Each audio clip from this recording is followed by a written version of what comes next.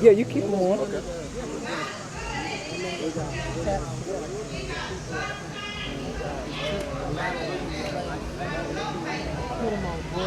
All right, and greetings. We're here with Brother Brian Smith. Greetings, brother. How you doing, my brother? Good, good. Um, First of all, we're here at the African American Cultural Festival, and for me, the most important part of that is culture.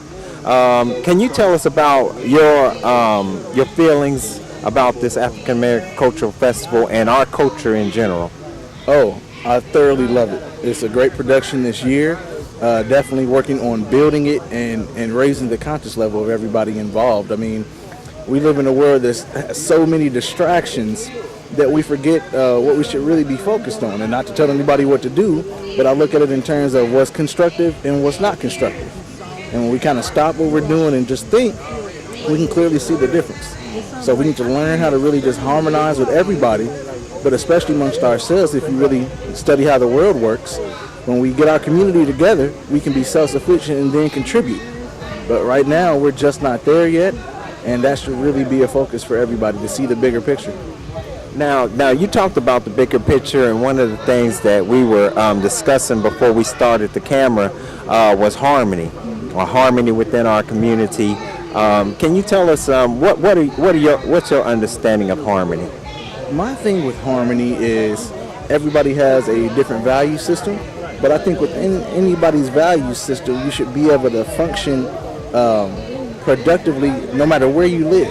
So you may not agree with what somebody does, but we still are all human beings, and we can find that middle ground, and we should really strive and focus on that, because it's not either or. Sometimes it's just, that's how you feel, this is how I feel, can we still get along and progress, period.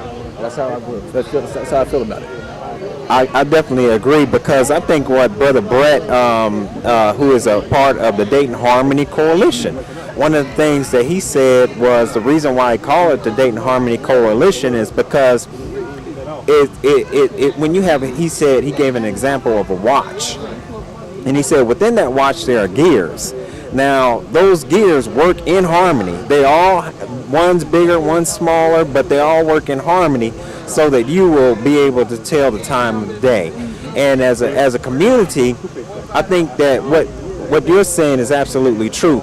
We have differences, but at the same time we have one common denominator, and that one common denominator for me is that we want to create a platform for our children, for future generations. If there's one thing that we have in common is our children, because the Most Honorable Elijah Muhammad said that a person can never rise above the condition of their people. So you can go anywhere in the world, but you're black wherever you go.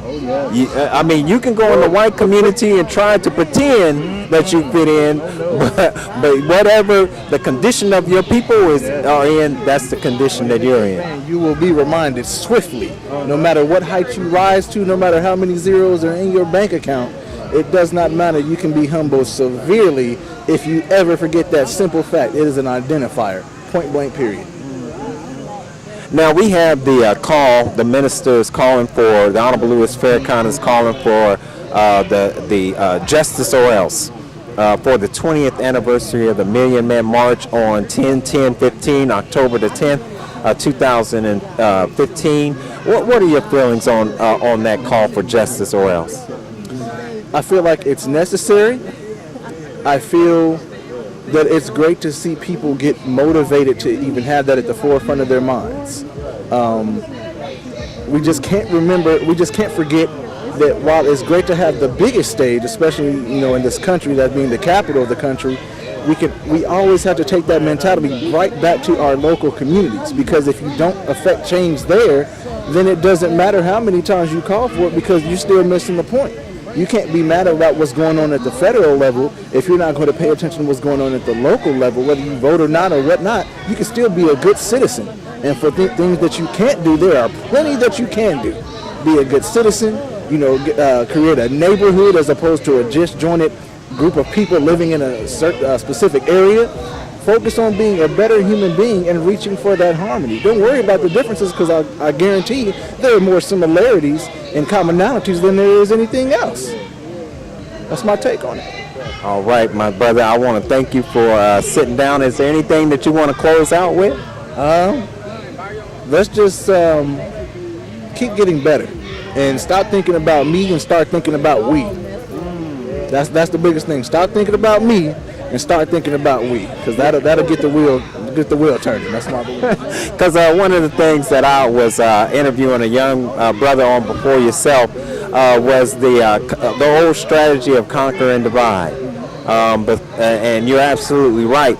In a Eurocentric culture, the I and the me is focused on more than the we and the us. But in an Afrocentric culture, in an Eastern culture, the we and the us is put before the I and the me. And I think that we have to, once again, recapture our culture. Because as we can see out here at the African American Cultural Festival, that we're a very vibrant people, we're a very creative people, we're a very spiritual people. But our only issue at this point in time is that we're a people like no other that are totally robbed of the knowledge of our culture and who we are as a people. Because if we knew who we are, if we knew our culture, then we would act in accord, and our communities wouldn't be in the devastated state that they're in. I'm a firm believer in that. I'm glad you brought that up. You have to feed your spirit. And what that means is that you have to pour into that positivity that is life-sustaining. Negativity will literally kill you. It will literally kill you. So with that being said, it's not constructive. So you should focus on the more positive things so you can propel you to a relative life that you actually want. But when you focus on other people, it'll help you build that patience between when you say you want it and as you work towards it, you won't be so focused on it so you get frustrated and then go negative and then you still don't get it. So you're mad and you're selfish. That's not a good combination. But also hinting at the cultural aspect, I work with Brother Jabbar over at the Saturday Cultural School for West Dayton, and we have a ball just giving our children that cultural identity. And me, myself, really studying my history, once I started to do that, the bigger picture didn't matter as much because I was happy on a consistent basis because you have that foundation. Now, as you keep learning, you want to keep growing. That's just natural. Either you're growing or you're dying. But that gives you that solid foundation to make, I guess, going against the grain of, I guess, the world that you see around you, all the negativity, it makes it easier to fight against it. Because it's like you're harmonizing, again, with nature. It's natural order to conduct certain things in a certain way. Otherwise, you wouldn't see the things that are created to manipulate you to do something that's not productive. Well, thank you, my brother. I appreciate you giving the time to come over and allow us to get a few words from you. Take care, my brother. God bless.